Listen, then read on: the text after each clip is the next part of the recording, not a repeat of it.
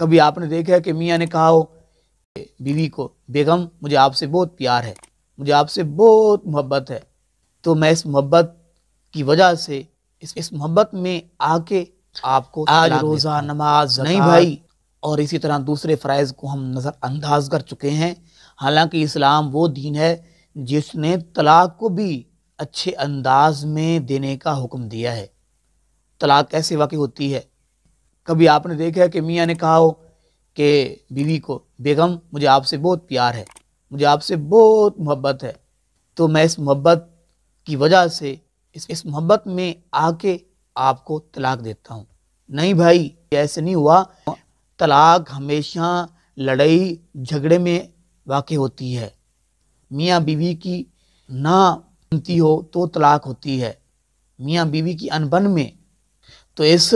لڑائی جھگڑے میں واقع ہو جانے والی طلاق کو بھی اللہ پاک نے فرمایا کہ اس کو اچھے انداز میں دو، جیسا کہ اللہ رب العالمین ارشاد فرماتے ہیں، فرمایا وَلِلْمُطَلَّقَاتِ مَتَاعٌ بِالْمَعْرُوفِ حَقًّا عَلَى الْمُتَّقِينَ، فرمایا طلاق والیوں کو اچھے انداز میں طلاق دینا، ان کو اچھے انداز میں رخصت کرنا، فرمایا یہ اللہ سے ڈرنے والوں کے اوپر حق ہے۔ اور دوسرے مقام پر ارشاد فرمایا وَسَرِّحُوهُنَّ سَرَاحًا جَمِيلًا، فرمایا ان کو اچھے طریقے کے ساتھ رخصت کرو، ان کو کچھ تحفے دے کر رخصت کرو۔ آپ کی بیوی ہے، اس کے ساتھ آپ کی نہیں بنتی، آپ کا گھر جو ہے وہ نہیں چلتا، تو وہ بھی کسی کی بیٹی ہے، کسی کی بہن ہے، تو اس کو ذلیل کر کے نہیں، اس کو احسن اچھے انداز میں اچھے طریقے کے ساتھ اس کو آپ رخصت کریں۔ اور فرمایا طلاق مرتان، رجی طلاق 2 مرتبہ ہے، فَإِمْسَاكٌ بِمَعْرُوفٍ أَوْ تَسْرِيحٌ بِإِحْسَانٍ، فرمایا یا ان کو اچھے طریقے کے ساتھ روک کے رکھو، یا ان کو فرمایا اچھے انداز میں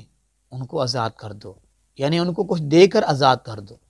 اسلام نے طلاق کو بھی اچھے انداز میں دینے کا حکم دیا ہے۔ اور اسی طرح کسی سے کوئی چیز مانگنی ہے، کوئی لین دین ہے، یا آپ نے کوئی چیز خریدنی ہے، فروخت کرنی ہے، تو آپ کو چاہیے کہ آپ اچھا انداز اپنائیں۔ اللہ کے حبیب علیہ الصلوۃ والسلام نے دعا دی ہے ایسے لوگوں کو جو یعنی خرید و فروخت کے وقت یا کسی سے کچھ لینا ہے، قرض لینا ہے، تو اچھا انداز جو اپناتا ہے اس کو اللہ کے حبیب نے